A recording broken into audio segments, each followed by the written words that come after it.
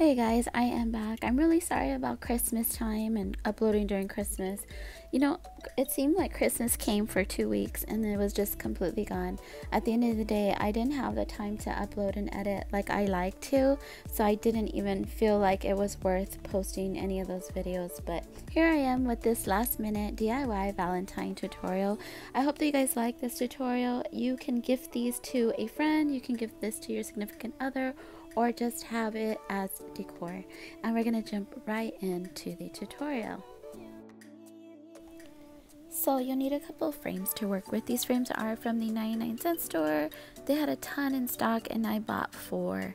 I also, if you can find the Valentine's theme one, which really don't matter what theme they are because we're just using the frame, you can use the Easter frames that are also in stock as we speak.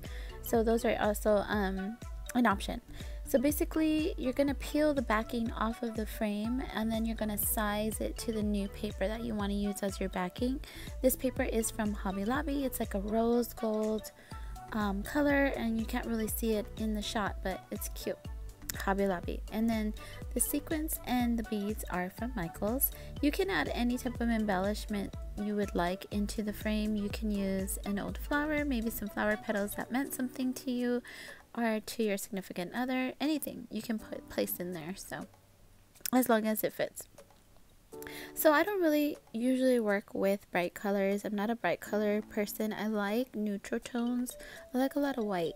So I already knew that that wording wasn't going to work for me, but I just wanted to give you guys an example.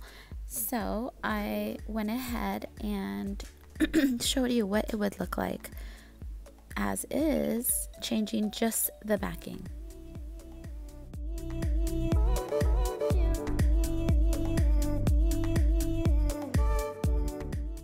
So then you're going to take a X-Acto knife or a blade, should you not like the lettering, and go just scrape it. And then it comes off really nice and easy. Take a cloth and wipe it down, and this is the end result, and this is what I love. It's super clean. It just matches my style. You can completely leave the lettering if you'd like. That's not a problem, but this is what I prefer.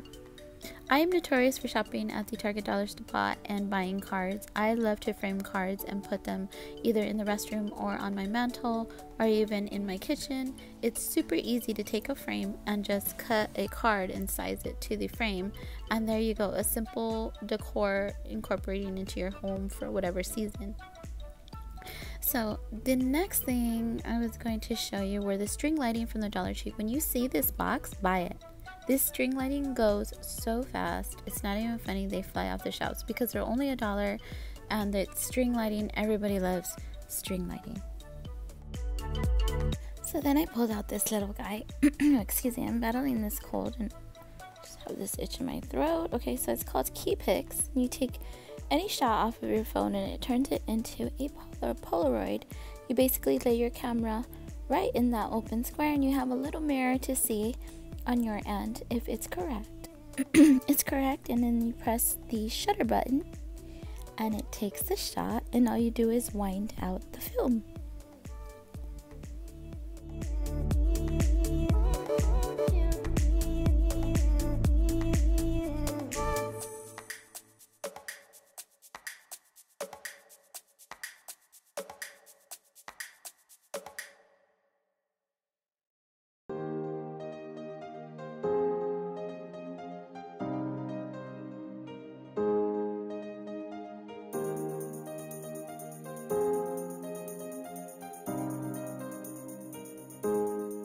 So this is what they turned out like, and I absolutely love them. They go exactly with the type of theme that I love, which is a neutral tone and a lot of white, like I said.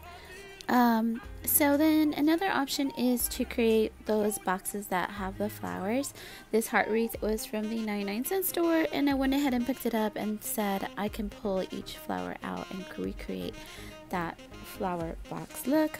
I wasn't the biggest fan, but I just want to give you guys options because everybody is different and some people might like this look. So just wanted to show you how that looked. So the Target Dollar Spot always has some fun clothespins for any season as well, and I did pick up a couple of these, but they didn't work out because they were too big. So I went into my stash and found some mini ones I had previously purchased, I think during Christmas time, and they're just mini white clothespins. And here I'm showing you that I was adding the string lighting to the main frame, which was completely easy. I love string lighting because you can manipulate the way that they're going to fit and how they can go. And it does take some patience to place those, but I absolutely loved it.